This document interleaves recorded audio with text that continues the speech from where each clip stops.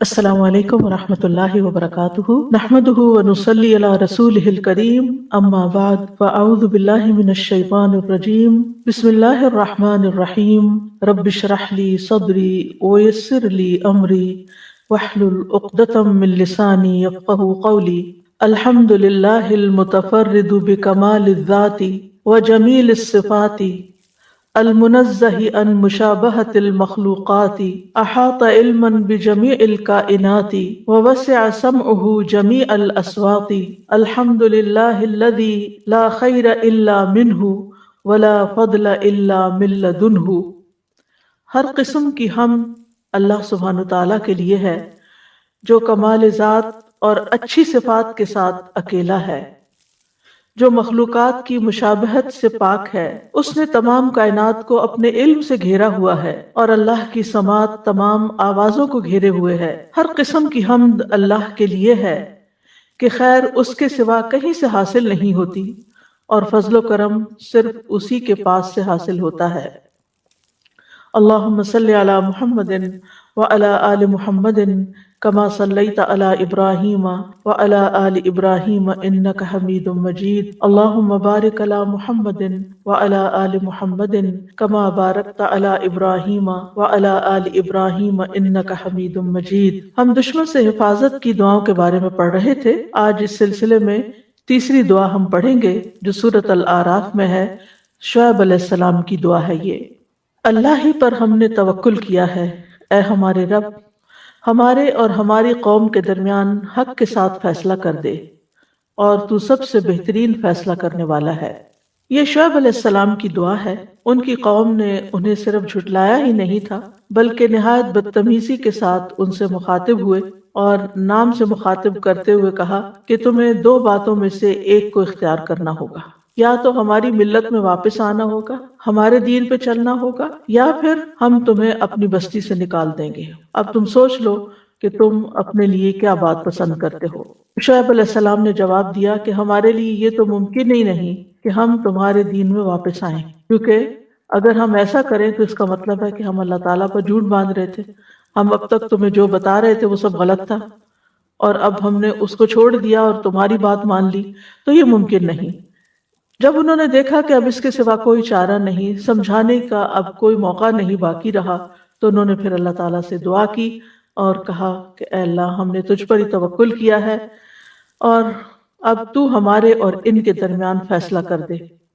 اللہ سبحانہ تعالیٰ نے ان کو ہلاک کرنے کے لیے ایک ایسی بارش بھیجی جس میں آگ کے شرارے تھے، اور اس کے ساتھ آسمان سے ایک چیخ بھی آئی، اور ان کے قدموں تلے زمین بھی ہلنے لگی، اور دیکھتے ہی دیکھتے وہ سب کے سب ہلاک ہو گئے۔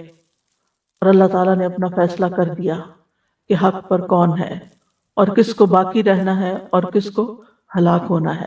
یہاں بھی ہم دیکھتے ہیں کہ سب سے پہلے وہ اللہ سبحانہ تعالیٰ کی طرف رجوع کرتے ہیں۔ اللہ توکلنا، اللہ پر ہم نے بھروسہ کیا۔ ہمیں اپنی قوت پر، اپنی جماعت پر، اپنے افراد پر، اپنی طاقت پر بھروسہ نہیں بلکہ اللہ کی ذات پر ہے۔ اور اس میں بھی ہم دیکھتے ہیں کہ توکلنا نہیں کہا بلکہ کیا کہا؟ اللہ توکلنا، صرف اللہ پر ہم بھروسہ کر رہے ہیں۔ اور ربنا افتح بیننا و بین قومنا، فتح کا معنی ہے واضح فیصلہ، یعنی کھلا کھلا فیصلہ، جو بات کھل کے سامنے آ جائے۔ یعنی اے ہمارے رب تو ہماری مدد فرما کہ ہمارے حق پر ہونے اور ان کے باطل پر ہونے کو خوب واضح کر دے، یعنی لوگوں کو یہ بات پتہ چل جائے کہ کون سچا ہے، کون صحیح کام کرنے والا ہے۔ وَأَنْتَ خَيْرُ الْفَاتِحِينَ، اور تو فیصلہ کرنے والوں میں سب سے بہترین ہے، یعنی ایسا فیصلہ کرتا ہے جو سراسر انصاف پر مبنی ہے اور اس میں کسی قسم کا کوئی ظلم شامل نہیں۔ ابن کثیر کہتے ہیں کہ اس کا مطلب ہے کہ ہمارے اور ہماری قوم کے درمیان فیصلہ فرما دے اور ان کے خلاف ہماری مدد فرما۔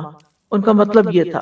ہم دیکھتے ہیں کہ نوح علیہ السلام نے بھی اسی سے ملتی جلتی دعا کی تھی کہ رب ان ابنی من اہلی و ان وعدک الحق و انت احکم الحاکمین، اے میرے رب بے شک میرا بیٹا میرے گھر والوں میں سے، اور بے شک تیرا وعدہ سچا ہے اور تو فیصلہ کرنے والوں میں سب سے بہترین فیصلہ کرنے والا ہے۔ یعنی اللہ سبحانہ تعالیٰ جو فیصلہ کر دیتا ہے پھر اس کے بعد اس کو کوئی چیلنج نہیں کر سکتا، اسی کا فیصلہ اصل فیصلہ ہے۔ تو یہاں اللہ سبحانہ وتعالیٰ اس سے یعنی فتح سے اللہ سبحانہ وتعالیٰ کا ایک نام بھی ہے فتاح۔ فتاح کا ایک تو یہی معنی ہے فیصلہ کرنے والا، جیسے سورۃ سبا میں آتا ہے قُلْ يَجْمَعُ بَيْنَنَا رَبُّنَا ثُمَّ يَفْتَحُ بَيْنَنَا بِالْحَقِّ وَهُوَ الْفَتَّاحُ الْعَلِيمُ، کہہ دیجئے کہ ہمارا رب ہمیں جمع کرے گا، پھر وہ ہمارے درمیان حق کے ساتھ فیصلہ کرے گا، اور وہ زبردست فیصلہ کرنے والا، خوب جاننے والا ہے۔ فتاح کا ایک اور معنی بھی ہے، اور وہ ہے کھولنے والا، یعنی اپنے بندوں کے لیے خیر و برکت کا دروازہ کھولنے والا۔ یعنی جیسے کہ آتا ہے ما یفتح اللہ للناس من رحمت فلا ممسک لها، اللہ جو رحمت لوگوں کے لیے کھول دے تو اسے کوئی بند کرنے والا نہیں ہے۔ تو مطلب یہ ہے کہ سارا معاملہ اکیلے اللہ ہی کے ہاتھ میں ہے، جو اپنے بندوں کے لیے رحمت اور برکت اور رزق کے بند دروازے کھولتا ہے۔ انسان کو جو بھی خیر ملتی ہے وہ اللہ سبحانہ تعالیٰ ہی کی طرف سے اس کے پاس آتی ہے، خیر کے خزانے اللہ ہی کے ہاتھ میں ہیں۔ تو اس دعا سے بھی یہ بات پتہ چلتی ہے کہ اگر دین کے معاملے میں آپ کو شدید مخالفت کا سامنا کرنا پڑے اور حالات بہت تنگ ہو جائیں اور دشمن آپ پر حملہ آور ہونے کو دوڑ رہے ہوں، تو ایسی صورت میں پھر اللہ ہی کا سہارا اصل سہارا ہے، اور اسی سے دعا کرنی چاہیے، اور یہ دعا بہترین دعا ہے۔ اور پھر اسی طرح جہاں حق اور باطل کے درمیان فیصلہ نہ ہو رہا ہو کہ کیا سچ ہے اور کیا نہیں، تو اس موقع پر بھی یہ دعا کرنا مشروع ہے کہ فیصلہ پھر اللہ پہ چھوڑ دیا جائے۔ اور یہ بات تو ہم سب جانتے ہیں کہ مشکلات اور مصائب اللہ تعالیٰ ہی دور کرتا ہے، یعنی وہی ہے جو مشکل وقت کو آسانی میں بدلتا ہے۔ بعض اوقات ہم دیکھتے ہیں کہ ہماری دعا قبول نہیں ہوتی، ہم مشکل میں ہوتے ہیں اور ہم دعا کرتے رہتے ہیں لیکن وہ قبول نہیں ہوتی۔ تو پہلے تو ہمیں یہ بات یاد رکھنی چاہیے کہ قبول ہو چکی ہوتی ہے، لیکن اس کی وہ شکل نہیں ہوتی جو ہمیں پسند ہوتی یا جس شکل میں ہم چاہتے ہیں۔ ایک تو یہ ہے کہ وہ جو ہم مانگ رہے ہیں وہ چیز ہمیں فوراً ویسی کی ویسی مل جائے۔ اگر دعا کو آپ مال سے تشبیہ دیں سمجھنے کے لیے، مثال کہ اگر کوئی شخص آپ سے کہے کہ اگر تم اس وقت کوئی فائدہ اٹھانا چاہتے ہو تو میں تمہیں اتنا مال دے دیتا ہوں۔ دوسری آپشن یہ ہے کہ مال تو نہیں دیتا، لیکن اگر تم پر کوئی مصیبت آئی تو اس مصیبت میں جو بھی خرچ کرنا ہوگا وہ سارا میرے ذمہ، جیسے آپ انشورنس کراتے ہیں تو اس میں بعض اوقات آپ ایک تھوڑے سے پیسے آپ نے دیے ہوتے ہیں، لیکن جو نقصان ہوتا ہے وہ بہت بڑا ہوتا ہے، اور پھر وہ اس سے کمپنسیٹ ہو جاتا ہے۔ تو بعض دعائیں جو ہیں وہ اس شکل میں تو پوری نہیں ہوتی جس میں ہم مانگ رہے ہوتے ہیں، لیکن اس کے بدلے میں کوئی آنے والی بہت بڑی مصیبت ٹل جاتی ہے جس کا ہمیں علم نہیں ہوتا، اللہ کو پتا ہوتا ہے، اور اللہ سبحانہ وتعالیٰ اس کو ہم سے دور کر دیتا ہے۔ اگر آپ کو کوئی چوائس دے کہ یا تو یہ جو تم مانگ رہے ہو یہ لے لو، یا پھر اس مصیبت سے بچ جاؤ، کیا لیں گے؟ مصیبت سے بچنا۔ کہ ہو سکتا ہے ایک شخص گھر مانگ رہا ہو، گھر نہیں اس کو مل رہا، لیکن کوئی آنے والی مصیبت ٹل گئی کہ اس کی اولاد پہ یا اس کی اپنی جان پہ کوئی آنے والی تھی، کوئی بہت بڑا حادثہ تھا، کوئی بہت بڑی آفت تھی، تو آپ دعا اس چیز کے لیے مانگ رہے تھے، اللہ سبحانہ وتعالیٰ نے وہ آپ کی اس ایک اور چیز کے لیے قبول کر لی جو اللہ کی نگاہوں میں آپ کے لیے زیادہ فائدہ مند تھی، کیونکہ اگر آپ کو گھر مل بھی جاتا تو کیا ہوتا، مصیبت آ جاتی اور وہ گھر تو پڑے کا پڑا رہ جاتا، وہ تو خالی ہو جاتا۔ تیسرا یہ ہے کہ آپ کو کہا جائے کہ آج آپ یہ پیسے رکھ دیں اور کچھ سال کے بعد آپ اس کو million and trillions of time زیادہ کر کے لے لیں، تو آپ کیا چاہیں گے؟ کہ صبر ہی کر لیتے ہیں تو کچھ سال بعد اتنا زیادہ مل جائے گا۔ تو آخرت میں انسان کو جو ملے گا تو انسان کہے گا کاش دنیا میں ایک دعا بھی قبول نہ ہوتی، لیکن چونکہ ہمیں وہ غیب سے تعلق رکھتا ہے نا، تو ہمیں وہ چیزیں نظر نہیں آتی، اس لیے ہم جلد بازی کر لیتے ہیں، اس لیے ہم تنگ پڑ جاتے ہیں اور ہم سوچتے ہیں کہ ہماری بات نہیں سنی جا رہی، اور ہم مانگ رہے ہیں ہم کب سے یہ دعا کر رہے ہیں، دعا ہی نہیں سنی جا رہی، نہیں سنی جا چکی ہے، لیکن وہ دعا کسی اور شکل میں کام کر رہی ہے جو اس سے بھی زیادہ فائدہ مند ہے۔ تو دعا چھوڑنی نہیں چاہیے، کیونکہ کچھ لوگ جلد بازی میں پھر دعا کرنا ہی چھوڑ دیتے ہیں، تو چھوڑنی نہیں چاہیے۔ اور بعض لوگوں کی آہیں اللہ تعالیٰ کو اتنی پسند ہوتی ہیں کہ وہ ان کے ذریعے اپنے بندوں کو اپنے قریب کرتا رہتا ہے، قریب و مجیب، بندہ سسکیاں لیتا ہے، روتا ہے، اپنے رب کے سامنے سر جھکاتا ہے، اور اللہ سبحانہ وتعالیٰ ہر سسکی پہ جواب دے رہا ہوتا ہے کہ میں نے سن لیا، میں نے سن لیا، بس تھوڑا سا صبر اور. یعنی ہر چیز میں صبر کی ضرورت ہے، کیونکہ اصل کامیابی صبر کے ساتھ ہی ہوتی ہے. لیکن ہمارا یہ یقین ہونا چاہیے کہ اللہ سبحانہ وتعالیٰ اس بات پر پوری طرح قادر ہے کہ وہ بندے کو خیر پہنچائے اور اس سے شر دور کر دے، اور اللہ کے سوا کوئی مددگار بھی نہیں ہے. اگلی دعا سورۃ آل عمران کی دعا ہے. ہاں چھوٹی چھوٹی باتوں پہ تو نہیں، یعنی جی جی وراثت ہو گئی، یا ہسبینڈ وائف کے بیچ میں طلاق کے معاملات ہیں، یہ تو کوئی شدید ضرورت ہے. لیکن چھوٹی سی آرگیومنٹ ہوئی دو بندوں کے بیچ میں اور اس طرح کی آیتیں پڑھنی شروع کر دی، وہ ٹھیک نہیں ہے. یعنی اگر آپ کی رائے سے کسی نے اختلاف کر دیا تو آپ ایسی بات کرنے لگے، نہیں. سنگین معاملہ. آپ دیکھیں کہ شعیب علیہ السلام نے یہ دعا کب مانگی؟ جب بالکل اس کے بعد کوئی صورت ہی نہیں تھی اب مزید اصلاح کی. انہوں نے کہا کہ ہم تمہیں بستی سے نکال دیں گے یا تمہیں ہماری ملت میں واپس آنا ہو. تو اب ملت میں کیسے واپس جائیں؟ اور اگر وہ بستی سے ہی نکال دیتے ہیں تو کہاں جائیں؟ تو بہتر یہ ہے کہ پھر اللہ سے دعا کرتے ہیں، اللہ سے مدد مانگتے ہیں کہ وہ ہمارے میں بہترین فیصلہ کر دے. اگر ہمارا یہاں سے نکلنا ہی فائدے کا ہے تو پھر اللہ تعالیٰ جو فیصلہ کرے گا ہمیں قبول. پھر فرمایا حسبنا اللہ ونعم الوکیل، یعنی اگر دشمن کا ڈر ہو، خوف ہو، پریشانی ہو کہ کوئی نقصان دے گا تو اس موقع پر ہمیں اللہ ہی کافی ہے اور وہ بہترین کارساز ہے. اس دعا کا کانٹیکس یہ ہے کہ غزوہ احد کے بعد ابو سفیان نے بعض لوگوں کو معاوضہ دے کر مسلمانوں کے اندر یہ افواہ پھیلائی کہ مشرکین مکہ لڑائی کے لیے بھرپور تیاری کریں، تاکہ یہ سن کے مسلمانوں کے حوصلے پست ہو جائیں.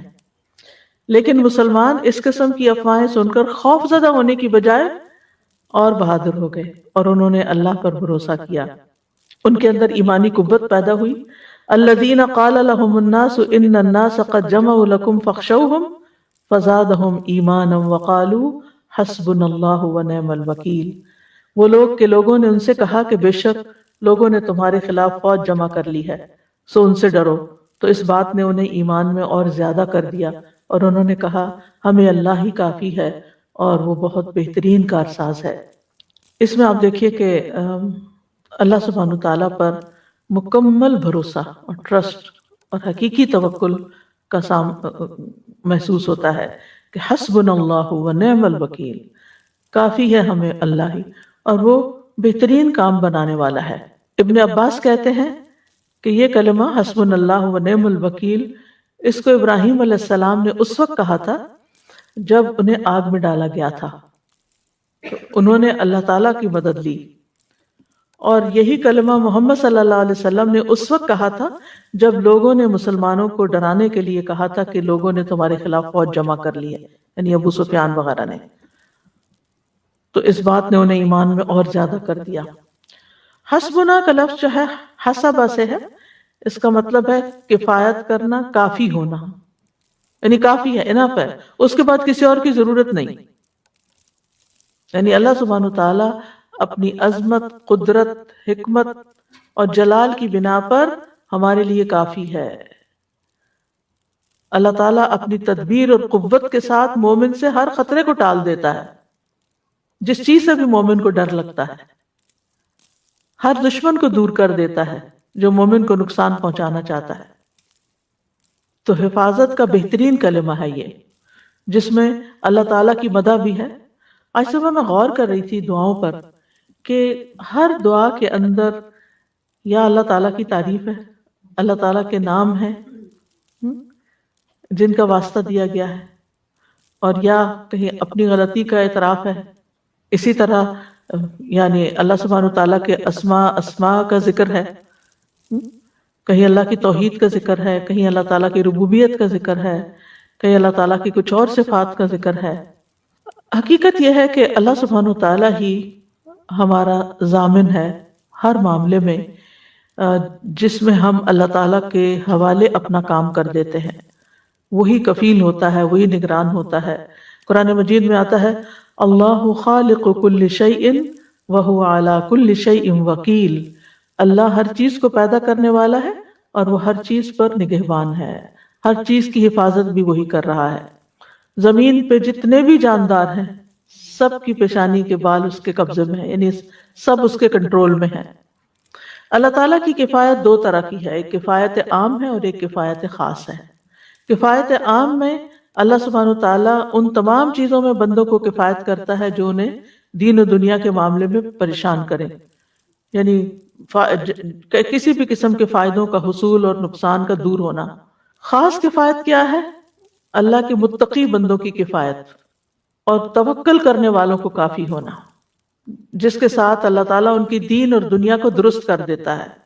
جیسے آتا ہے نا، یا ایھا النبی حسبک اللہ ومن اتبعک من المؤمنین، اے نبی آپ کے لیے بھی اللہ کافی ہے اور ایمان لانے والوں کے لیے بھی۔ تو اس سے کیا پتہ چلتا ہے کہ اللہ سبحانہ وتعالی ایمان والوں کے لیے جو اس پر توکل کرتے ہیں ان کے لیے خاص قسم کی کفایت کرتا ہے۔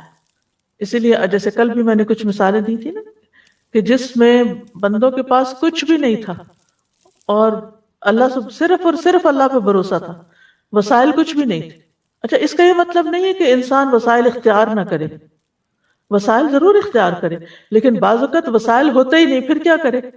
کمزور محسوس نہ کرے اور یہ نہ سوچے کہ اب تو میں مارا گیا، اب میں نہیں بچتا، نہیں، پھر بھی معاملہ اللہ کے سپرد کرے اور اللہ تعالیٰ کو اپنا ضامن بنائے۔ اور اگر اللہ کسی کے ساتھ ہو پھر کسی اور کی ضرورت بھی نہیں رہتی۔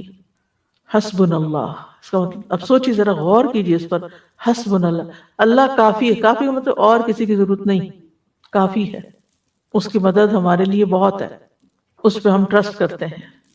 پھر اگلی دعا ہے سورۃ القصص کی، اے میرے رب مجھے ظالم قوم سے نجات دے۔ یہ بابرکت دعا موسیٰ علیہ السلام کی دعاؤں میں سے ہے۔ ان کی بہت سی دعائیں ہیں، ان میں سے ایک دعا یہ ہے۔ موسیٰ علیہ السلام جب فرعون کے ظلم و ستم سے تنگ آ گئے تو انہوں نے یہ دعا کی کہ یا رب مجھے فرعون اور اس کی قوم سے نجات دے۔ اسی طرح کی دعا مانگی تھی کس نے؟ آسیہ علیہ السلام نے۔ کیا؟ رب ابن لی عندک بیتا فی الجنہ ونجنی من فرعون وعملہ، کیونکہ تھا تو اس کا شوہر لیکن دشمن بن چکا تھا۔ تو اگر کوئی بھی ظلم کرتا ہو اور شدید ظلم کرتا ہو اور انسان کے پاس اس سے نکلنے کا کوئی چارہ نہ ہو تو انسان کو یہ دعا پڑھنی چاہیے کہ اللہ مجھے ظالم لوگوں سے نجات دے۔ بعض اوقات بعض خواتین بہت کمزور ہوتی ہیں اور ان پر تشدد بھی کیا جا رہا ہوتا ہے اور ان پہ لعن طعن بھی اور ان کو دن رات کی دھمکیاں بھی اور ذلت آمیز سلوک بھی۔ تو ایسی، اور ضروری نہیں کہ وہ دین کے معاملے میں، دنیا کے معاملے میں بھی بعض لوگوں کے اوپر بلا وجہ کا ظلم کیا جاتا ہے۔ تو اللہ سبحانہ تعالیٰ ہی ہے جو ظالموں کے چنگل سے انسان کو چھڑا سکتا ہے، تو اس وقت یہ دعا پڑھنی چاہیے۔ اور یہاں بھی رب کے وسیلے سے دعا کی جا رہی ہے، رب نجنی من القوم الظالمین، کہ تو ہی میرا رب ہے، تو ہی میرا خالق ہے، تو ہی میرا مالک ہے، تو ہی میرا رازق ہے، تو ہی مجھے چلانے والا ہے، تو ہی میری کفایت کرنے والا ہے، تو ہی میری مدد کرنے والا ہے۔ میں جس ظلم کا شکار ہوں میری کوئی مدد کرنے والا نہیں۔ حتیٰ کہ بعض اوقات آپ دیکھیں ماں باپ بھی ہاتھ اٹھا لیتے ہیں کہ ہم کچھ نہیں کر سکتے، بس اب تم صبر ہی کرو۔ ایک انسان کہاں تک صبر کر سکتا ہے؟ تو یہاں ظالموں سے مراد فرعون اور اس کی قوم تھی۔ ظالموں سے مراد کفار بھی ہو سکتے ہیں اور ظالموں سے مراد سو کالڈ مسلم بھی ہو سکتے ہیں جو خود مسلمانوں پر ہی ظلم کر رہے ہوں۔ تو انبیاء اور نیک لوگ ہمیشہ سختیوں میں، تکلیفوں میں، مصیبتوں میں اللہ سبحانہ تعالیٰ کی طرف رجوع کرتے ہیں اور اسی سے مدد طلب کرتے ہیں اور اللہ سبحانہ تعالیٰ کی طرف پناہ لینے کے لیے دوڑتے ہیں۔ تو ظالموں کے شر سے بچنے کے لیے اپنی دعاؤں میں یہ دعا شامل کر لینی چاہیے۔ اور اس کے علاوہ بھی جو مصیبتیں ہیں، یعنی مختلف لوگوں کی طرف سے مصیبتیں ہو سکتی ہیں، تو ایسی صورت میں، یعنی بعض لوگ ایسے ممالک میں رہتے ہیں کہ جس میں ان کا صرف مسلمان ہونا ہی ایک بہت بڑا جرم ہے اور ان کو جو سزائیں دی جاتی ہیں، آپ دیکھیں کہ برما کے لوگوں کا کیا قصور تھا اور کس طرح ان کو جلایا گیا اور کس طرح ان کو گھر بے گھر کیا گیا اور کس طرح وہ یعنی اس ڈر اور خوف سے جب نکلے بھی ہیں تو آگے ان کے ساتھ کتنی مشکلات پیش آئیں۔ تو بعض لوگوں پر، یعنی کبھی کبھی میں سوچتی ہوں ایسے تصور میں بھی کہ اگر میں وہاں پیدا ہوئی ہوتی تو کیا حال ہوتا۔ اسی طرح جو چائنیز مسلم ہیں وہ جس حال میں ہے اور ان کے جو حالات آپ پڑھتے ہیں اور پھر ان کے یعنی کہ مجھے خود کچھ چائنیز نے بتایا تھا کہ بعض جگہوں پر اتنی سختی ہے مسلمانوں پر کہ وہ روزہ نہیں رکھ سکتے، زبردستی ان کے منہ میں کھانا ٹھونستے، یعنی عام دنوں میں ان کو چاہے دیکھیں یا نہ دیکھیں کہ کچھ کھا رہے ہیں یا نہیں، لیکن رمضان میں نماز پڑھنے کی تو اجازت نہیں۔ اور تقریباً سارے چائنیز نے دو دو نام رکھے ہوئے ہیں، ایک اسلامی نام رکھا ہوا اور ایک چائنیز نام رکھا ہوا ہے، یعنی حتیٰ کہ اپنے نام سے بھی اپنی آئیڈینٹی کو چھپاتے ہیں کیونکہ ایسے ظلم و ستم میں رہ رہے ہیں۔ آپ سوچئے ہم اس آزادی کی نعمت کا جتنا بھی شکر ادا کریں کم ہے۔ اگر اللہ نہ کرے ہم کسی ایسی جگہ پر پیدا ہوتے جس میں نہ ہم نماز پڑھ سکتے، نہ ہم حجاب کر سکتے، نہ ہم اپنے آپ کو مسلمان ظاہر کر سکتے، تو پھر کیا کرتے؟ یعنی جہاں ہر طرف سے ظلم و ستم کی بارش ہے۔ تو ایسے تمام مسلمانوں کو جو کہیں پر بھی ہوں، جو کسی بھی طرح کے ظلم و ستم کا شکار ہوں، زیادہ سے زیادہ اللہ سبحانہ وتعالیٰ کی طرف رجوع کرنی چاہیے۔ مشکل یہ ہے کہ عموماً جب دنیا میں ہمیں کوئی تکلیف ہوتی ہے تو ہم اللہ سبحانہ وتعالیٰ کی طرف سب سے آخر میں جاتے ہیں۔ پہلے ہم لوگوں کی طرف دیکھتے ہیں، امی ابا کی طرف دیکھتے ہیں، بہن بھائیوں کی طرف دیکھتے ہیں، اگر مالی کمی کا شکار ہیں تو مالدار لوگوں کی طرف دیکھتے ہیں، تو دنیا کے سہارے ڈھونڈتے ہیں۔ ٹھیک ہے، دنیا کے وسائل اختیار کر سکتے ہیں، لیکن سب سے زیادہ خالص ہو کر پہلے اللہ تعالیٰ ہی کو پکارنا چاہیے۔ تو اللہ تعالیٰ لوگوں کے دل بھی مسخر کر دیتا ہے آپ کی مدد کے لیے، کیونکہ دعا ایسی چیز ہے جو ایک عبادت بھی ہے اور اس کے ذریعے مصیبتیں اور بلائیں ٹلتی بھی ہیں، کیونکہ عبادت بذات خود ایک ذریعہ بنتی ہے آپ کا اللہ سبحانہ تعالیٰ کی طرف رجوع کرنا ہی۔ یعنی بعض اوقات انسان منہ سے بھی کچھ نہیں نکال پاتا، اتنا اوور ویلڈ ہوتا ہے، اتنا زیادہ اس کا دماغ پریشان ہوتا ہے کہ اس کو دعا کرنے کے لیے الفاظ بھی نہیں ملتے، لیکن وہ صرف یہی کہتا ہے یا رب یا رب، یعنی صرف اللہ کے کسی نام کے ساتھ ہی اس کو پکار رہا ہوتا ہے۔ تو یہ پکارنا بھی اللہ کو بڑا بھا جاتا ہے کہ اس مشکل میں یہ بندہ یہ جانتا ہے اور اس بات کا اعتماد رکھتا ہے کہ میرا کوئی رب ہے اور وہ میری مدد کر سکتا ہے اور وہ میری اس مشکل کو آسان کر سکتا ہے۔ تو چھوٹی تکلیف ہو یا بڑی تکلیف ہو، ذاتی زندگی میں ہو یا اجتماعی زندگی میں ہو، لا ملجا ولا منجا منک الا الیک، سہارا تو اللہ ہی کی ذات ہے، الٹیمیٹ سہارا وہی ہے۔ ہر حال میں اس بات کو سمجھ لینا چاہیے، صرف یہ دشمنوں کے شر سے بچنے کے لیے نہیں، ہر حال۔ اور پھر آپ دیکھیے کہ کچھ دشمن ظاہر ہوتے ہیں، کچھ چھپے ہوئے ہوتے ہیں، کچھ تو سامنے آ کے وار کر رہے ہوتے ہیں، اور کچھ چھپ کے اور ایسے طریقوں سے آپ کے خلاف سازشیں کر رہے ہوتے ہیں کہ خود آپ کو بھی نہیں پتا ہوتا۔ تو ایسے میں بچانے والا تو صرف پھر اللہ ہی ہے، وہ جانتا ہے کہ کون ہمارے لیے کتنا مخلص ہے اور کون ہمارے لیے مشکلات کھڑی کرنے والا ہے۔ نیکسٹ دعا ہے سورۃ العنکبوت کی۔ اے میرے رب، ان لوگوں کے مقابلے پر میری مدد فرما جو فساد کرنے والے ہیں، فسادی، یعنی کچھ تو ظالم ہوتے ہیں اور کچھ فسادی ہوتے ہیں۔ وہ آپ کے خلاف کوئی نہ کوئی ایسی چال چلے رکھتے ہیں کہ جس سے آپ چین میں نہیں بیٹھتے، چین سے نہیں بیٹھ سکتے۔ کبھی کسی کو آپ کے خلاف بھڑکا دیں گے، کبھی کسی کو آپ کے خلاف بدگمان کر دیں گے، کبھی کہیں سے کوئی مسئلہ کھڑا کر دیں گے۔ تو انسان سوچتا ہے کہ اب کرے تو کرے کیا؟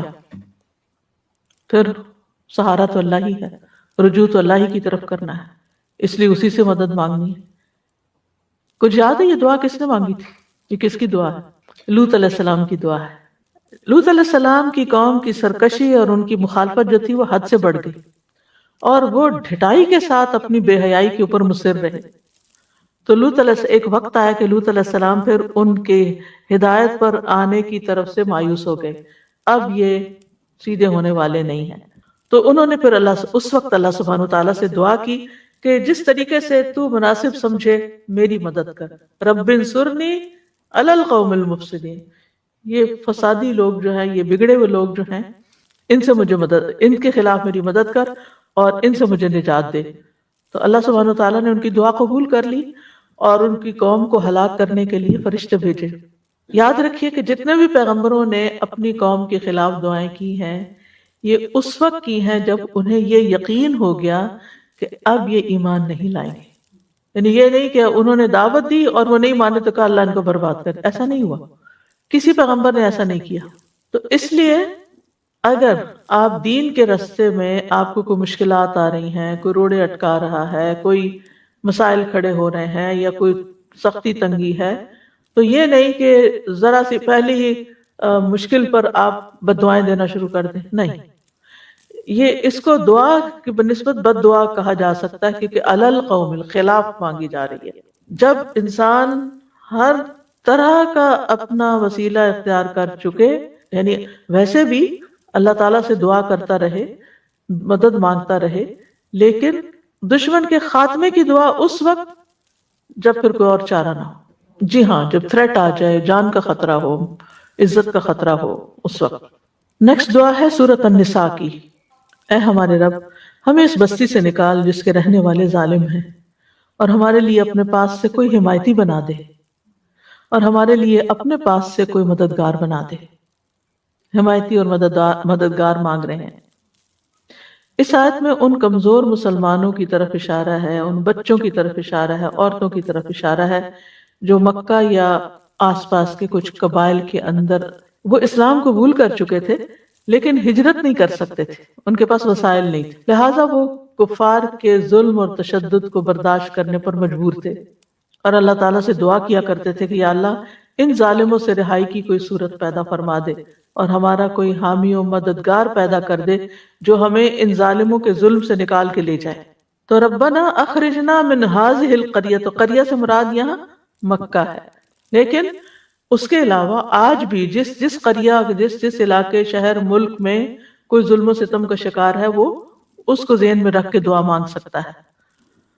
اور پھر یہ کہ یہاں ولی اور نصیر کی بات کی گئی ہے، یعنی ولی جو ہمارے معاملے کی سرپرستی کرے، ہمارے حق میں کوئی لڑے، ہماری طرفداری کرے، اور نصیر جو ہے وہ دشمن کے خلاف ہماری مدد کرے۔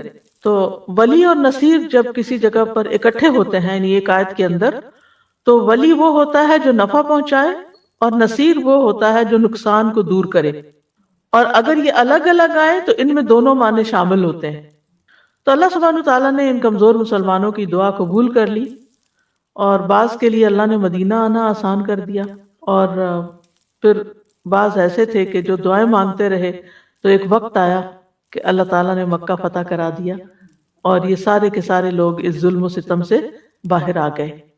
اس کے علاوہ یہ تو دعائیں تھیں ظالم سے بچنے کی، دشمن سے بچنے کی، لیکن اوورآل بھی حفاظت کے لیے دعا، شیطان سے حفاظت کی، کیونکہ وہ عدو مبین، اس کے لیے بھی دعائیں ہیں، جیسے کہ سورۃ البقرہ کی آخری آیات اگر انسان رات کو پڑھتا ہے تو وہ اسے ہر آفت سے بچانے کے لیے کافی ہو جاتی ہیں۔ کفتاہ معوذات، رسول اللہ صلی اللہ علیہ وسلم نے فرمایا، اے عقبہ، کیا میں تمہیں دو بہترین صورتوں کے بارے میں نہ بتاؤں جو پڑھی جاتی ہیں؟ قل اعوذ برب الفلق اور قل اعوذ برب الناس۔ اے عقبہ، جب بھی تم سو اور جاگو ان صورتوں کو پڑھا کرو۔ کسی مانگنے والے نے ان کی مثل نہیں مانگا، اور نہ کسی پناہ مانگنے والے نے ان کی مثل پناہ مانگی۔ حتیٰ کہ اگر آپ کو وسوسے آتے ہیں، یا آپ کو کسی بھی قسم کے شر سے ڈر لگتا ہے، ایسی چھپی بیماریوں سے ڈر لگتا ہے کہ جن کا انسان کو خود بھی نہیں پتا ہوتا، یا کوئی بھی، یعنی کچھ لوگ ہوتے ہیں نا کہ ایک انجانے خوف کا شکار رہتے ہیں، پتہ نہیں کیا ہو جائے، تو ان دونوں صورتوں کو اگر انسان شعوری طور پر ہر نماز کے بعد پڑھنا شروع کر دے، یہ ایسے خوف کا یقینی علاج ہے۔ شعوری، جی شعوری طور، من شر ما خلق، تجربہ کر کے دیکھ لیں، یعنی خوف ہوں، وسوسے ہوں، یعنی ان کی جگہ آپ کا دل خوشی سے بھر جائے گا۔ اور جتنا جتنا اللہ تعالیٰ پر اعتماد بڑھتا جاتا ہے کہ اللہ تعالیٰ ہے اور وہ مدد کرے گا اور وہ اس سارے تکلیف کو دور کر دے گا اور ہر چیز اس کے کنٹرول میں ہے، تو اتنا اتنا ایمان بڑھتا جاتا ہے۔ اصل میں علاج کیا ہے؟ امیونٹی بڑھائیں۔ خوف خطرے تو ہر جگہ ہیں ہی، فساد ہی فساد ہے دنیا میں۔ یہ کس چیز کی طرف آپ نگاہ اٹھائیں گے کہ وہاں آپ کو کوئی نہ کوئی مسئلہ نظر نہیں آئے گا؟ مسائل تو ہیں دنیا میں، ہے ہی امتحان کی جگہ، لیکن پھر یہاں رہتے ہوئے کیسے اپنے اندر اطمینان پیدا کریں؟ اطمینان کہاں ہے؟ اطمینان پھر صرف اللہ پر ایمان لانے میں ہے، اور جتنا جتنا ایمان بڑھے گا اتنے اتنے آپ طاقتور ہوتے چلے جائیں گے، اور جتنے جتنے آپ طاقتور ہوتے چلے جائیں گے آپ ہر ایک چیز کا مقابلہ کرنے کے لیے تیار ہو جائیں گے۔ پھر چیزیں آپ پر حاوی نہیں ہوں گی، آپ ان سب مسائل پر حاوی ہو جائیں گے۔ اور پھر اپنی زندگی کے اچھے دنوں کو سوچا کریں، کیونکہ ہم میں سے ہر انسان کی زندگی میں اتار چڑھاؤ آتے رہتے ہیں۔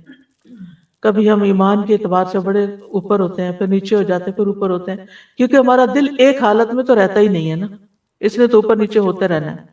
تو پھر سوچا کریں ان وجوہات کو، ان چیزوں کو دیکھا کریں کہ وہ کیا چیزیں تھیں کہ جس کی وجہ سے میرا ایمان زیادہ تھا۔ مثلا رمضان میں زیادہ تھا، اس کا مطلب آپ روزے رکھتے تھے تو آپ کو فائدہ تھا، روزے رکھنا شروع کر دیں، یعنی اپنے اس چیز سے نکلنے کے لیے، ایمان بڑھانے کے لیے۔ آپ قرآن کی تلاوت زیادہ کرتے تھے تو اپنی قرآن کی تلاوت کی ڈوز بڑھا دیں۔ آپ مخصوص ذکر کیا کرتے تھے، یا آپ لوگوں کو تعلیم دیتے تھے، یا آپ لوگ صدقہ خیرات زیادہ کر رہے تھے، یعنی جس بھی یہ سارے علاج ہیں قلبی بیماریوں کے اور ان سارے مخاوف کے۔ مخاوف خوف کی جمع ہے، اردو کا عربی کا لفظ ہے، یعنی یہ حل ہے، یہ علاج ہے۔ اور دعا جو ہے نا یہ اسلحہ ہے، دعا مومن کا سلاح ہے، اس کو معمولی نہ سمجھا کریں، کیونکہ جب کسی کو کسی مسئلے کا حل دعا بتایا جاتا ہے تو وہ اس کا دل بیٹھ جاتا ہے، وہ کہتا ہے یہ تو اس کے پاس تو کوئی حل ہی نہیں ہے۔ ابھی دعا کو بہتر کرنے کی ضرورت ہے، جو کر رہے ہیں اس میں مزید ڈوز ڈالیں اور مختلف دعائیں کریں، اور شعوری طور پر کریں، اور قبولیت کے اوقات میں کریں، اپنی نیکیاں بڑھا دیں، کیونکہ ان رحمت اللہ قریب من المحسنین۔ پھر اسی طرح یعنی آپ سوچئے کہ اگر کوئی ہر نماز کے بعد تھوڑا سا وقت نکال کے یہ صورتیں پڑھ لیتا ہے، قل هو اللہ احد، قل اعوذ برب الفلق، قل اعوذ برب الناس، آپ صلی اللہ علیہ وسلم کی یہ بات یاد رکھتے ہوئے کسی مانگنے والے نے ان کی مثل نہیں مانگا، نہ کسی پناہ مانگنے والے نے ان کی مثل پناہ مانگی، یعنی شر سے بچنے کے لیے اس سے بہتر کوئی دعا ہی نہیں، دوسرے لفظوں میں۔ کیونکہ انسان جب مخلوق کے شر سے ڈرتا ہے تو پھر مخلوق کے رب یعنی رب الناس کی ہی پناہ لیتا ہے، اور وہی ان سے بچا سکتا ہے۔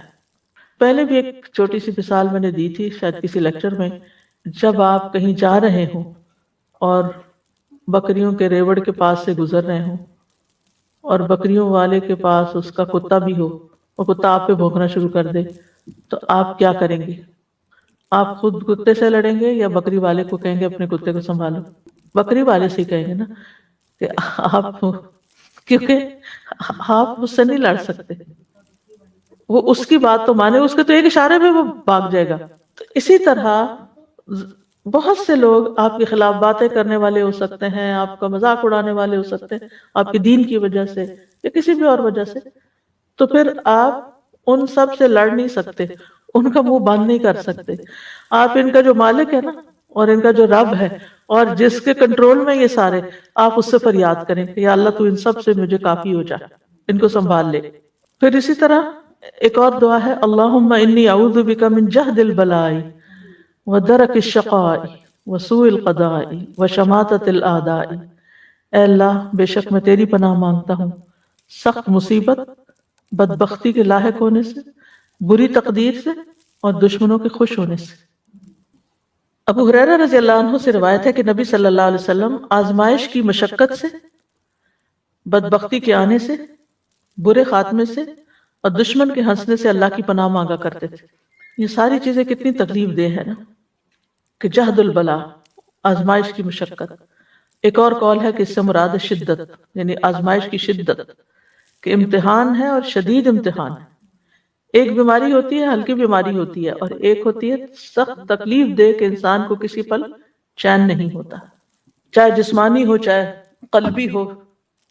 پھر اسی طرح درک الشقاء، بدبختی، بد نصیبی، چاہے دنیا کی ہو یا آخرت کی، دونوں طرح۔ اسی طرح سوء القضاء، اس میں مال، اولاد، اہل و عیال، خاتمہ، قیامت کا دن سب شامل ہے۔ سوء القضاء، اللہ بری تقدیر سے ہر جگہ، مجھے بھی، میری اولاد کو بھی، اور مال میں بھی، اور میرے انجام میں بھی، ہر جگہ تو مجھے محفوظ رکھنا اس سے۔ ابن بطال کہتے ہیں شماتت الاعداء وہ بات ہے جو دل کو تکلیف پہنچاتی ہے اور نفس پہ انتہائی گراں گزرتی ہے۔ یعنی آپ نے دیکھا ہوگا کہ بعض لوگ ایک چھوٹی سی بات کرتے ہیں آپ کو، وہ آپ کے دل میں اتنی چبھ جاتی ہے کہ آپ سارا دن اس کو نکال نہیں پاتے، حالانکہ جس وقت وہ کر رہا ہوتا ہے اس وقت وہ کوئی بڑی بات نہیں ہوتی، وہ کر کے چلا جاتا ہے، لیکن آپ سوچتے ہی رہ جاتے ہیں، اسی کو ہی سوچے چلے جاتے ہیں۔ پوائزنس ہوتی ہے، جیسے کوئی کانٹا چبھ جاتا ہے نا، کچھ کانٹے ہوتے ہیں آپ چبھتا ہے نکال دیتے ہیں، بات ختم، اور کچھ کانٹے تو نکل جاتے ہیں لیکن اس کے بعد جو اس جگہ کا حال ہوتا ہے وہ خارش کئی دن تک چلتی ہے۔ پھر ایک اور دعا ہے، اللہم انی اعوذ بک من غلبۃ الدین وغلبۃ العدو وشماتۃ الاعداء۔ ان سب دعاؤں کو اس لیے اختیار کیا گیا کہ اس میں دشمنوں کا لفظ آ رہا ہے، ٹھیک ہے۔ اے اللہ میں تیری پناہ چاہتا ہوں قرض کے غلبے سے، دشمن کے غلبے سے، اور میری مصیبت پر دشمنوں کے خوش ہونے سے۔ یہ دعا بھی نبی صلی اللہ علیہ وسلم کی دعاؤں میں شامل تھی اور اکثر اس کو پڑھا کرتے تھے۔ اس میں آپ دیکھیے غلبۃ العدو اور شماتۃ الاعداء، دشمن کے غالب آنے سے اور بہت سارے دشمنوں کے ہنسنے خوش ہونے سے۔ پھر اعوذ بکلمات اللہ التامات من شر ما خلق، میں اللہ کے تمام کلمات کے ساتھ پناہ لیتا ہوں ہر اس چیز کے شر سے جو اس نے پیدا کی۔ خولہ بنت حکیم کہتی ہیں میں نے رسول اللہ صلی اللہ علیہ وسلم کو فرماتے ہوئے سنا، جو کسی جگہ پڑاؤ کرے یعنی کسی جگہ ٹھہرے اور یہ دعا پڑھے تو اسے کوئی چیز نقصان نہیں دے گی حتیٰ کہ وہ وہاں سے کوچ کر جائے۔ آج کل سمر ہے، آپ لوگ پارک وغیرہ جاتے ہوں گے، یا یہ کہ یعنی ونٹر کے مقابلے میں انسان کی موومنٹ زیادہ ہوتی ہے، کبھی آؤٹ آف سٹی جا رہا ہے، کبھی کسی کے گھر جا رہا ہے، کبھی باہر سیر کے لیے جا رہا ہے، یا اس کے علاوہ بھی جیسے آپ اپنے کسی کام سے ہاسپٹل جاتے ہیں، ہاسپٹل میں بعض لوگ علاج کیا کرواتے ہیں، کچھ اور جراثیم کیچ کر کے آ جاتے ہیں اور وہ پہلی بیماری سے بھی بڑے ہو جاتے ہیں۔ یا اسی طرح آپ بینک جاتے ہیں یا کہیں بھی جاتے ہیں تو اگر آپ انٹر ہوتے ہی دعا پڑھ لیں تو انشاءاللہ وہاں کے ہر شر سے محفوظ رہیں گے۔ اور پھر آپ دیکھیے کہ کلمات اللہ کا کیا معنی ہے، اعوذ بکلمات اللہ، اس میں اللہ کے اسماء اور اللہ کی نازل کردہ ساری کتابوں کے کلمات، اللہ کا کلام ہے جیسے قرآن اللہ کا کلام ہے۔ تو اسی طرح سورۃ الفلق اور سورۃ الناس وہ بھی بیچ میں آ جاتی ہیں۔ تو انسان اللہ سبحانہ تعالیٰ کے سارے کلمات کے ذریعے اللہ تعالیٰ یعنی کہ اس کا وسیلہ پکڑتا ہے نا، ان کا اللہ ہی کی پناہ لیتا ہے ہر مخلوق کے شر سے بچنے کے لیے۔ اور مخلوق میں آپ دیکھیے کہ چاہے انسان ہو، چاہے حیوان ہو، چاہے جنات ہو، سب شامل ہیں۔ اب انسان جیسے ایک دوسرے کو نقصان پہنچاتے ہیں ظلم کر کے، ایک دوسرے پہ سرکشی کر کے، قتل کر کے، مار پٹائی کر کے، گالی گلوچ دے کے، اور اس کے علاوہ جو بھی کوئی شر ہوتا ہے کسی کا، غلط باتیں آپ کے ذہن میں ڈال کے، یہ بھی مخلوق کا شر، یہ بھی انسانوں کا شر ہے۔ اور اس وقت آپ دیکھیں کہ معاشرے کے اندر وقت کے ساتھ ساتھ حتیٰ کہ ہمارا جو سیل فون ہے اس کے اندر بھی بہت سارا شر ہے۔ آپ اپنے بچے کو کام کرنے کے لیے لیپ ٹاپ لے کے دیتے ہیں، اس کے اندر بھی بہت سا شر ہے۔ کس چیز کو ہاتھ لگائیں کہ وہاں آپ کو شر نہ ملے۔ حتیٰ کہ آپ فروٹ خریدتے ہیں تو اس کے اوپر ایسے اسپرے کیے ہوئے ہوتے ہیں کہ وہ پتہ نہیں کس طریقے سے نقصان دیتے ہیں۔ پانی جو پینے کے لیے پیتے ہیں آپ، اس کے اندر پتہ نہیں کیا کچھ شامل ہو چکا ہے۔ یعنی کون سی چیز ہے ایسی کہ جس سے آپ سمجھے کہ ہم محفوظ ہیں۔ وقت کے ساتھ ساتھ جہاں زندگی بہت آرٹیفیشل ہو گئی ہے، وہاں ہر چیز کے اندر بعض اوقات بڑی خوبصورت پیکنگ ہوتی ہے، خوبصورت اس کے اوپر ریپرز لگے ہوئے ہوتے ہیں، لیکن وہی چیز پی کے آپ بیمار ہو جاتے ہیں اور وہی چیز کھا کے آپ مصیبت کا شکار ہو جاتے ہیں۔ وہی کھانا سب کھا رہے ہوتے ہیں لیکن ان کو اتنی تکلیف نہیں ہوتی جتنی آپ کو ہو جاتی ہے۔ تو آپ کو نہیں پتہ چلتا کہ اس کے اندر کون سی ایسی چیز ہے جو مجھے سوٹ نہیں کرتی، میں اس سے الرجک ہوں یا میرے لیے وہ شر ہے۔ تو اگر آپ شام کے وقت ہر روز یہ دعا پڑھ لیتے ہیں ریگولرلی تو بہت اچھا ہے، لیکن اس کے علاوہ کہیں بھی جاتے ہوئے، ایون گروسری سٹور جاتے ہیں، آپ مال جاتے ہیں، کہیں جاتے ہیں، جا کے اس کو پڑھ کے اللہ تعالیٰ کی پناہ میں اپنے آپ کو دیں کہ یا اللہ ہم تو جانتے بھی نہیں۔ اسی طرح موت کا وقت، پھر موت کے بعد قبر کے اندر بھی کیسا شر ہے، عذاب قبر ہے، اور اس کے علاوہ کیڑے مکوڑے۔ کل میں وہ دیکھ رہی تھی زمین کے کیڑوں کے بارے میں کہ کس قسم کے ہیں۔ آپ یقین کریں کہ اگر آپ دیکھ لینا ان کو تو وحشت کے مارے نیند نہ آئے۔ تو جب انسان قبر میں چلا جاتا ہے تو پتہ نہیں کس قسم کی مخلوق انسان کو آ چمٹتی، اور وہاں سے تو بھاگ نہیں سکتے، وہاں تو جانا ہی جانا ہے۔ تو ان چیزوں کو بھی ذہن میں رکھا کریں جب ایسی دعائیں مانگیں۔ من شر ما خلق، وقت کے ساتھ ساتھ ایسی چیزیں سامنے آ رہی ہیں جو کبھی ہمارے تصور میں بھی نہیں تھی نا. پہلے ہم دیکھ آنکھوں سے اوجھل تھی، وہ ہم سے غائب میں تھی، لیکن اب وہ چیزیں سامنے آ گئی ہیں تو اتنی دہشت بھی پھر بڑھتی چلی جاتی ہے. لیکن ہم اس کو اپنے ساتھ ریلیٹ نہیں کرتے. ہم کہتے ہیں ہاں یہ کسی نے کسی جنگل میں ویڈیو بنائی ہے اور یہ وہاں ہے، یہ کیڑا مکوڑا یا سانپ یا کچھ. ہمیں نہیں پتا کہ کہاں کیا ہے. نمرود جیسے مغرور بادشاہ کو ایک مچھر نے ہلاک کر دیا تھا. تو آپ کو نہیں پتا کہ کون سی چیز. آپ دیکھیے کہ کینسر کیا چیز ہے، یعنی ایک سیل کا بگاڑ اور وہ اتنا ملٹی پلائی ہونا شروع ہو جاتا ہے غلط طریقے سے کہ انسان کی جان لے لیتا ہے. You never know. اور کچھ چیزیں تو ہم دیکھ لیتے ہیں یا دیکھ لیں گے، لیکن زیادہ تر تو شر ہماری آنکھوں سے چھپا ہوا ہے، ہمیں تو پتہ بھی نہیں ہے کہ آگے کیا کیا پیش آنے والا ہے. تو پناہ تو اللہ کے پاس. اس لیے ان دعاؤں میں کوتاہی نہیں کرنی چاہیے.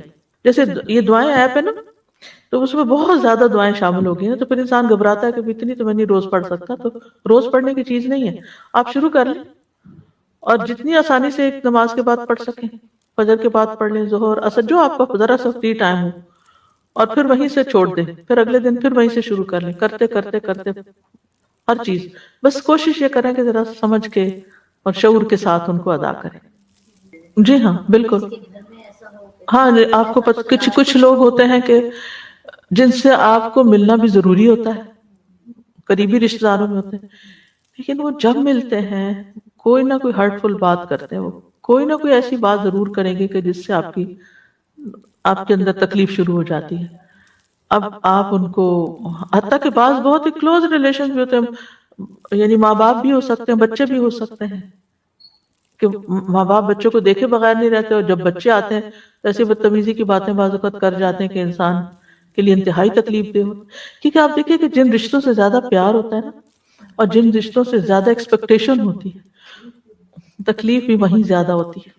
تو حتیٰ کہ انسان یہ کہے کہ اللہ مجھے اپنی اولاد ہی کے شر سے یا جو بھی کوئی اور تکلیف دینے والا ہے اس سے بھی محفوظ رکھ. پھر اسی طرح جن و انس وغیرہ تو ہو گئے، خود انسان کے اپنے نفس کے اندر بھی شر ہے. ٹھیک ہے نا جی. نعوذ باللہ من شرور انفسنا ومن سیئات اعمالنا. میں اپنے نفس کے شر سے اپنے آپ کو اللہ کی پناہ میں دیتی ہوں، کیونکہ ان النفس لامارۃ بالسوء، نفس انسان کو بہت زیادہ حکم دیتا ہے برے کام کرنے کا، اور جب ہم برے کام کرتے ہیں تو ظاہر ہے اپنی آخرت برباد کرتے ہیں. اور اسی طرح ہمارے بعض اعمال یعنی جو گناہ ہوتے ہیں وہ ہمارے لیے نقصان دہ ہوتے ہیں. تو جب انسان یہ دعا پڑھتا ہے تو پھر آپ کے درمیان اور چیزوں کی بری تاثیر کے درمیان اسی حساب سے رکاوٹ ڈال دی جائے گی جتنا آپ کے تعوذ میں طاقت ہوگی، جتنا بہترین تعوذ ہوگا یا جتنا وہ کمزور ہوگا اسی حساب سے. یعنی اگر آپ نے پناہ شیلڈ اپنے اوپر یا اپنی پروٹیکشن وال جو ہے وہ کمزور رکھی ہوئی ہے تو اٹیک زیادہ ہوگا، زیادہ مضبوط ہے تو اتنا ہی وہ ٹکرا کے واپس چلا جائے گا شر. پھر ہے اللہم انی اعوذ بک من الفقر والقلۃ والذلۃ واعوذ بک من ان اظلم او اظلم. اے اللہ میں فقر و فاقہ، قلت اور ذلت سے تیری پناہ میں آتا ہوں کہ مجھے کوئی ذلیل کرے، اور میں اس بات سے تیری پناہ میں آتا ہوں کہ میں کسی پہ ظلم کروں یا کوئی مجھ پہ ظلم کرے. فقر کا مطلب ہوتا ہے پیٹھ کے یا کمر کے جو ریڑھ کی ہڈیاں نے اس کے مہرے توڑ دینا. مطلب ہے مراد اس سے ہے ہاتھ کا مال سے خالی ہو جانا، کچھ رہا ہی نہیں، تو اس کی کمر ٹوٹ گئی. یہ کہتا ہے نا کمر ٹوٹ گئی، تو یہ فقر سے ٹوٹتی ہے، محتاجی سے ٹوٹتی ہے. اور فاقہ مخلوق کی طرف شدید حاجت مند ہو جانا، یعنی بندوں کی شدید ضرورت پڑ جانا. قلت کسی چیز کا کم ہو جانا یا تعداد میں کمی ہونا یا خیر کے دروازوں میں کمی ہونا، یعنی اللہ نے اپنی رحمتوں کے بہت سے دروازے کھولے ہوئے، طرح طرح کی نعمتیں آپ کے پاس آ رہی کہ حالات پلٹا کھا جاتے ہیں اور دروازے بند ہو جاتے ہیں. ذلت یعنی ایسی ذلت کہ دوسروں کی نگاہوں میں انسان حقیر ہو جائے اور اس کی کوئی قدر و قیمت نہ رہے. اور عیلہ جو ہے محتاجگی اور ہاتھ کا رزق سے خالی ہونا. اور فقر جو ہے اس سے پناہ مانگنا اس لیے ضروری ہے کہ بعض اوقات یہ فقر جو ہے وہ کفر تک پہنچا دیتا ہے انسان کو. انسان اپنی بنیادی ضروریات کے پوری کرنے کے لیے اپنے دین کو بھی بیچ ڈالتا ہے۔ اور پھر آپ دیکھیے کہ انسان کو یہ بھی ڈر ہوتا ہے کہ کہیں بے صبری کی وجہ سے میرے اندر اللہ کے قضاء و قدر کے فیصلوں کے بارے میں کوئی ناراضگی نہ پیدا ہو جائے، کہیں شیطان مجھ پہ مسلط نہ ہو جائے۔ کیونکہ جب انسان ضرورت مند ہو جاتا ہے نا، تو کمزور جب ہوتا ہے تو پھر ساری چیزیں اٹیک کر دیتی ہیں کہ یا اللہ مجھے پناہ دے کہ میں مخلوق کا بہت محتاج ہوں، کہ لوگوں پر ڈیپینڈنٹ ہو جاؤں، یعنی میں صرف تیرا ہی محتاج ہوں، بندوں کا نہ ہوں۔ کیونکہ جب انسان بندوں کا محتاج ہوتا ہے نا تو اس کی عزت نفس میں بھی کمی آتی ہے، اس کے دین میں بھی کمی آتی ہے، اس کی مروت میں بھی کمی آتی ہے۔ ایسے بندے کو لوگ حقیر سمجھنا شروع کر دیتے ہیں جب بندہ بندوں کا محتاج ہوتا ہے۔ اور اسی طرح جب قلت ہوتی ہے چیزوں کی تو پھر کبھی انسانوں کی قلت ہو جاتی ہے، مددگاروں کی قلت ہو جاتی ہے، رشتوں کی قلت ہو جاتی ہے، ایک کے بعد ایک رشتہ چلا جاتا ہے دنیا سے۔ ایسے بھی ہوتا ہے نا، زندگی میں ہی اولاد فوت ہو گئی، زندگی میں ہی بیوی یا شوہر فوت ہو گیا تو انسان کتنا تنہا ہو جاتا ہے۔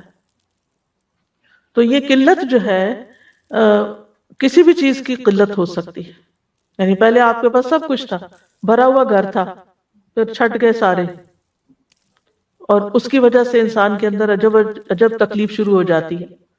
پھر ذلت، کہ لوگ آپ کو کوئی امپورٹنس ہی نہ دیں، نہ آپ کی بات سنیں، اور نہ ہی آپ کی طرف کوئی توجہ کریں۔ یہ چیز بھی بڑی تکلیف دہ ہوتی ہے کہ آپ کسی مجلس میں جائیں، کوئی آپ کو پوچھے بھی نہ، وہ لوگ اپنی خوش گپیوں میں مصروف ہوں، اپنی باتوں میں خوش ہو رہے ہیں، اور آپ اپنے غم میں بیٹھے ہوئے، کوئی آپ کا حال تک نہیں پوچھتا۔ ایسا ہوتا ہے نا، بعض لوگ بالکل آئسولیٹڈ بیٹھے ہوتے ہیں، کوئی ان کی طرف توجہ نہیں کرتا، کوئی ان کو نہیں پوچھتا۔ پھر اسی طرح ظلم سے بھی پناہ مانگی کہ اللہ مجھے اس سے بچا کے رکھنا، کیونکہ ظلم کی وجہ سے انسان بعض اوقات اپنے دین، اپنے ایمان، اپنے دین کا جو کام، اپنے مشن، اپنی بہت ساری ایسی چیزوں سے پیچھے ہٹ جاتا ہے جو اس کی زندگی کا بہت بڑا پیشن ہوتا ہے۔ اور بعض اوقات رنج و غم، یعنی ظلم کی وجہ سے رنج و غم آتا ہے نا، اور رنج و غم اور پریشانی انسان کی عقل کو، انسان کے جسم کو، انسان کے دل کو تھکا دیتی ہے کہ زندگی میں کوئی لطف ہی باقی نہیں رہتا۔ یعنی ساری نعمتیں ہیں، کھانا رکھا ہوا ہے، کھانے کا کوئی ٹیسٹ ہی نہیں آ رہا، کپڑے ہیں پہن کے کچھ مزہ ہی نہیں آ رہا، گھر ہے کوئی چین ہی نہیں آ رہا، کتنی تکلیف دہ زندگی۔ تو ایسے میں انسان اللہ سبحانہ وتعالیٰ سے حفاظت کی دعا مانگتا رہے تاکہ یہ ربنا آتنا فی الدنیا حسنہ وفی الآخرۃ حسنہ، دنیا بھی اچھی ہو، آخرت بھی اچھی۔ تو جب اللہ تعالیٰ کی پناہ میں آتا ہے انسان، تو اللہ تعالیٰ ابراہیم علیہ السلام کو آگ سے نکال سکتا ہے، جو ایک نون واقعہ ہے ہسٹوریکل، اور نوح علیہ السلام کو اس طرح نجات دے سکتا ہے، اور باقی پیغمبروں کو بھی انوکھے واقعات ہیں ایک سے ایک۔ ہم تو سن کے عادی ہو گئے نا، تو ہم کہتے ہیں ہاں ہمیں پتہ ہے، لیکن اگر ہم ان کے اوپر غور کریں کہ ہوا کیسے۔ پھر دعا ہے اللہم انی اعوذ بک من یوم السوء ومن لیلۃ السوء ومن ساعۃ السوء ومن صاحب السوء ومن جار السوء فی دار المقامہ۔ اے اللہ، بے شک میں تیری پناہ مانگتا ہوں برے دن سے، بری رات سے، برے وقت سے، برے ساتھی سے، گھر میں مقیم برے ہمسائے سے، یعنی جو ساتھ رہتا ہے اور وہ ہمارے لیے تکلیف دہ ہے۔ تو نبی صلی اللہ علیہ وسلم یہ دعا مانگا کرتے تھے۔ برے دن سے مراد وہ دن جس میں انسان پر کوئی مصیبت نازل ہو، کوئی اس کا نقصان ہو جائے، کوئی آزمائش آ جائے، اور بری رات جس میں یہ سب کچھ رات کے وقت ہو، اور بری گھڑی یعنی وہ وقت بعض اوقات اچانک کوئی مصیبت آ جاتی ہے، آن کی آن میں، لمحوں میں۔ اب پچھلے دنوں جو ایک طوفان سا آیا تھا، اچانک آیا اور گیا، تھوڑی دیر میں ختم بھی ہو گیا، لیکن کئی دن تک لوگوں کے نیٹ ڈاؤن رہے، اور بجلی چلی گئی، اور کیا مشکلات نہیں کھڑی ہو گئی۔ تو وہ بری گھڑی کے انسان کے سوچ میں بھی نہ، اور وہ کہاں سے آفت آئی اور کہاں چلی گئی۔ پھر ہے اللہم انت عضدی و نصیری بک احول و بک اصول و بک اقاتل۔ اے اللہ تو ہی میرا دست بازو ہے، میرا مددگار ہے، تیری مدد سے میں چلتا پھرتا ہوں، تیری مدد سے حملہ کرتا ہوں، اور تیرے بھروسے پر میں ان سے لڑتا ہوں۔ یہ خاص طور پر جنگ کے موقع پر نبی صلی اللہ علیہ وسلم پڑھتے تھے۔ حضرت انس کہتے ہیں کہ رسول اللہ صلی اللہ علیہ وسلم جب غزوے کے لیے تشریف لے جاتے تو یوں دعا فرماتے، یعنی یہی دعا پڑھتے، عضدی کا مطلب ہے میرا مددگار، میرا معاون، اور بکا کا مطلب ہے صرف تیری ذات کے ساتھ، احول یعنی میں حول یعنی طاقت پکڑتا ہوں یا ایک حال سے دوسرے حال کی طرف منتقل ہوتا ہوں، اور اصول تیری دی ہوئی قوت سے میں لڑتا ہوں، دشمن پہ حملہ کرتا ہوں۔ ایک اور دعا ہے اللہم بک احاول و بک اصاول و بک اقاتل، اے اللہ میں تیری ہی دی ہوئی قوت کے ساتھ ہیلا کرتا ہوں، تیری ہی دی ہوئی طاقت کے ساتھ حملہ کرتا ہوں، اور تیری مدد سے میں لڑائی کرتا ہوں۔ صہیب رضی اللہ عنہ کہتے ہیں کہ غزوہ حنین کے موقع پر نماز فجر کے بعد رسول اللہ صلی اللہ علیہ وسلم کے ہونٹ ہلتے رہتے تھے، اس سے پہلے کبھی آپ نے ایسا نہیں کیا تھا، یعنی فجر کے بعد مسلسل کچھ پڑھ رہے تھے۔ ہم نے کہا اللہ کے رسول، ہم نے آپ کو وہ کرتے دیکھا ہے جو پہلے نہیں دیکھا، آپ ہونٹوں کو کیوں ہلا رہے ہیں؟ آپ نے فرمایا پہلی امتوں میں ایک پیغمبر تھے، انہیں اپنی امت کی تعداد پر اطمینان اور خوشی ہوئی تو انہوں نے کہہ دیا یہ لوگ کبھی شکست نہیں کھا سکتے، تو اللہ نے ان کی طرف وحی بھیجی کہ اپنی امت کے لیے 3 میں سے کسی ایک بات کو اختیار کر لیں، یا تو ہم ان پر کسی دشمن کو مسلط کر دیں جو ان کا خون بہائے، یا بھوک کو مسلط کر دیں، یا موت بھیج دی جائے، کیونکہ اللہ تعالیٰ کو ان کی یہ بات پسند نہیں آئی کہ کیونکہ کوئی بھی فخر کا جملہ ہو یا کچھ، تو آپ کو معلوم ہے نا کہ اس غزوہ حنین کے موقع پر بھی کیا ہوا تھا کہ مسلمانوں کے دل میں یہ بات آ گئی تھی کہ آج ہمارا لشکر تعداد میں بہت زیادہ ہے، اس لیے کوئی ہمیں شکست نہیں دے سکتا۔ یاد رکھیے ہمارے پاس ہر طرح کے بھی وسائل ہو نا، تو یہ نہ سوچیں اب مجھے کسی کی ضرورت نہیں ہے، اب میں سیلف سفیشینٹ ہوں، انڈیپینڈنٹ ہوں، نہیں، you never know کہ آپ پر کہاں سے مصیبت آ جائے۔ اللہ تعالیٰ کو فخر اور غرور پسند نہیں ہے، انسان اپنے آپ کو کسی بھی لحاظ سے بڑی چیز سمجھے، جو کچھ بھی ہو وہ سب اللہ کا دیا ہوا ہے، اور آپ کو بھی اللہ کے اذن سے ہی فائدہ پہنچ سکتا ہے، ورنہ نہیں۔ چیزیں ہوتی ہیں فائدہ نہیں دیتی۔ تو انہوں نے اپنی قوم سے مشورہ کیا، وہ کہنے لگے دشمن کے تسلط کی ہم نہیں طاقت رکھتے، بھوک پر ہم صبر نہیں کر سکتے، تو ہم پہ موت مسلط کر دی جائے، تو ان پہ موت مسلط کر دی گئی۔ 3 دن کے اندر 70,000 آدمی مارے گئے۔ رسول اللہ صلی اللہ علیہ وسلم نے فرمایا اس لیے میں تمہاری کثرت دیکھ کے یہ دعا کر رہا ہوں، اللہم بکا احاول و بکا اصاول و بکا اقاتل، یہ لوگ نہیں، تیری وجہ سے، تیرے ساتھ، تیری مدد سے، تیری قوت سے میں ہیلا کرتا ہوں، حملہ کرتا ہوں اور لڑائی کرتا ہوں۔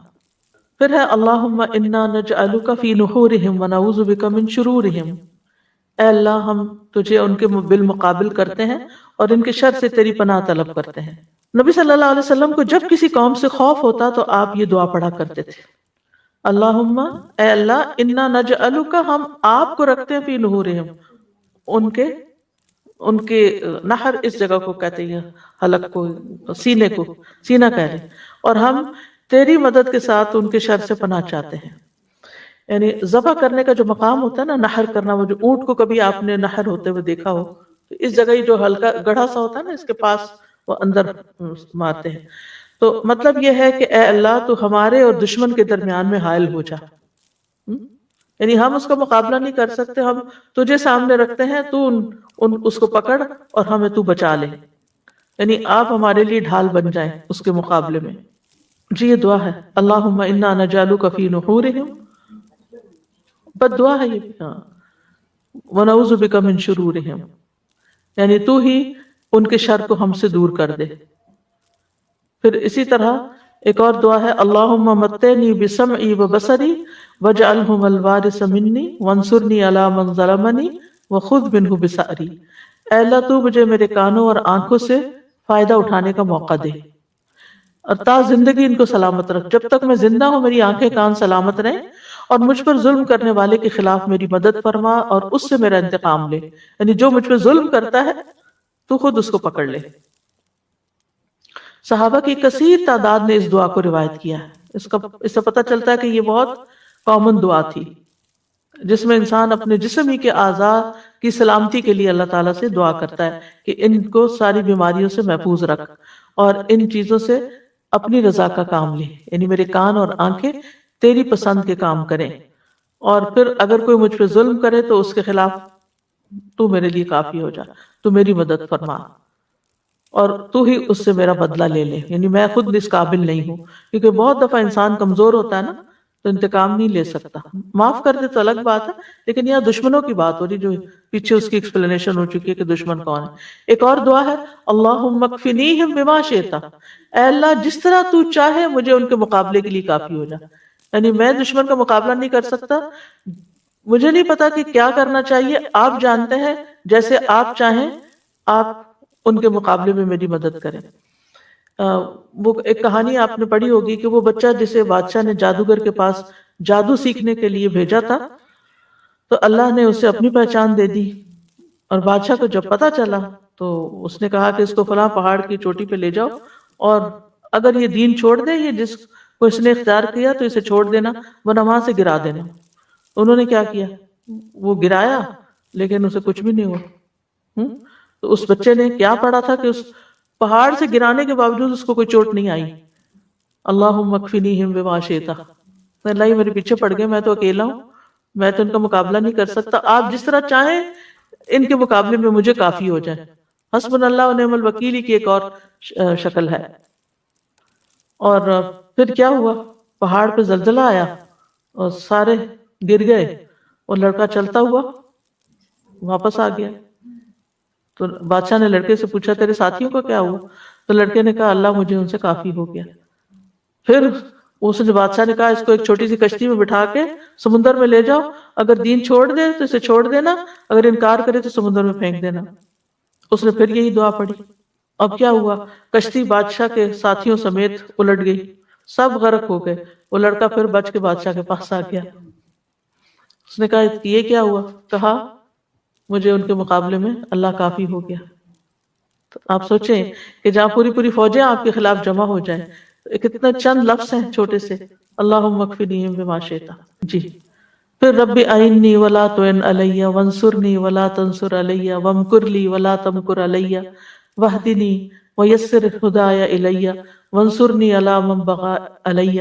دعا تو لمبی ہے لیکن اتنا حصہ جو ہے یہ خاص طور پر دشمن کے مقابلے کے لیے۔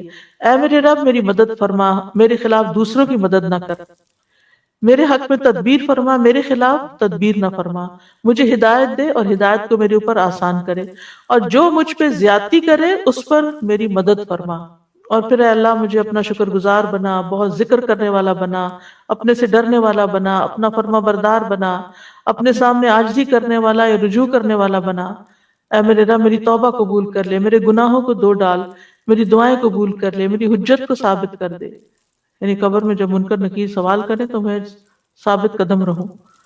میرے دل کو ہدایت دے، میری زبان کو سیدھا کر دے، میرے دل کی میل کو چیل دور کر دے۔ کتنی خوبصورت دعا ہے، اور یہ دعا نبی صلی اللہ علیہ وسلم اکثر پڑھا کرتے تھے، اور اس کے بارے میں آتے ہیں امام ابن تیمیہ بھی یہ دعا بہت پڑھا کرتے تھے، کیونکہ اس پوری دعا میں بہت کچھ شامل ہو گیا ہے۔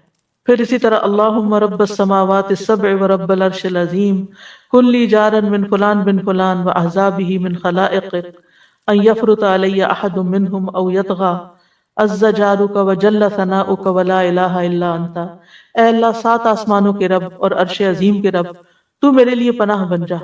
یہ کتنی بڑی بات کی نا کہ 7 آسمانوں کے رب، عرش کے رب، اللہ کی بزرگی بیان ہو رہی۔ فلاں بن فلاں اور اس کے گروہ کے مقابلے میں جو تیری مخلوق میں سے ان میں سے کوئی مجھ پہ زیادتی کرے یا سرکشی کرے، ان کو اس بات سے روک دے۔ تیری پناہ بہت مضبوط ہے، تیری تعریف بڑی شان والی ہے، تیرے سوا کوئی معبود نہیں۔ اگر ظالم حکمران کا ڈر ہو تو اس وقت بھی انسان یہ دعا پڑھے۔ اور اسی طرح اللہ اکبر، اللہ اعز من خلقہ جمیعا، اللہ اعز مما اخاف واحذر، اعوذ باللہ الذی لا الہ الا هو الممسک السماوات السبع ان یقعن علی الارض الا باذنہ من شر عبدک فلان وجنودہ واتباعہ واشیاعہ من الجن والانس، اللہم کن لی جارا من شرہم جل ثناؤک وعز جارک وتبارک اسمک ولا الہ غیرک۔ اللہ سب سے بڑا ہے، اللہ اپنی تمام مخلوق پر سب سے زیادہ غالب ہے، اللہ ان چیزوں سے کہیں زیادہ طاقت والا ہے جن سے میں خوف کھا رہا ہوں، جن چیزوں سے میں ڈرتا ہوں اللہ ان سے زیادہ طاقتور ہے۔ میں اللہ کی پناہ میں آتا ہوں جس کے سوا کوئی معبود نہیں، اس 7 آسمانوں کو تھامنے والا کہ وہ زمین پر گر نہ جائیں مگر اس کی اجازت سے، تیرے فلاں بندے کے شر سے، یعنی جس کی طرف سے بھی شر کا اندیشہ، اس کے لشکروں، اس کے پیروکاروں اور جنوں اور انسانوں میں سے اس کے ساتھیوں کے شر سے بھی، اے اللہ ان کے شر سے میرے لیے پشت پناہ بن جا۔ تیری تعریف بڑی شان والی ہے، تیری پناہ بڑی مضبوط ہے، تیرا نام بہت بابرکت ہے، اور تیرے سوا کوئی معبود نہیں۔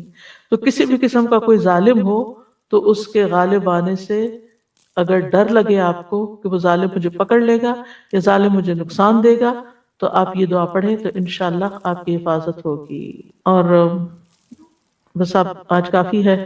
اور پھر عافیت کی دعائیں، اللہم انی اسألک المعافات فی الدنیا والآخرہ، اور اللہم انی اسألک العفو والعافیت فی دینی و دنیایا۔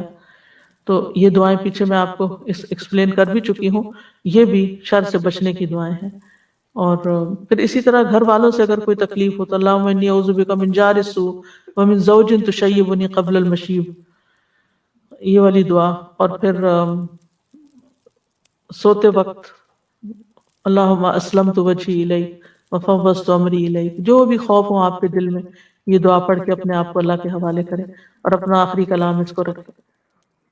نبی صلی اللہ علیہ وسلم نے فرمایا جب تم اپنے بستر پر آؤ اور اس طرح وضو کرو جس طرح نماز کے لیے کرتے ہو، پھر دہنی کروٹ لیٹ جاؤ اور یہ دعا پڑھو، اگر وہ شخص اس حال میں مر گیا تو فطرت پر مرے گا، اور ان کلمات کو اپنے آخری کلمات بناؤ۔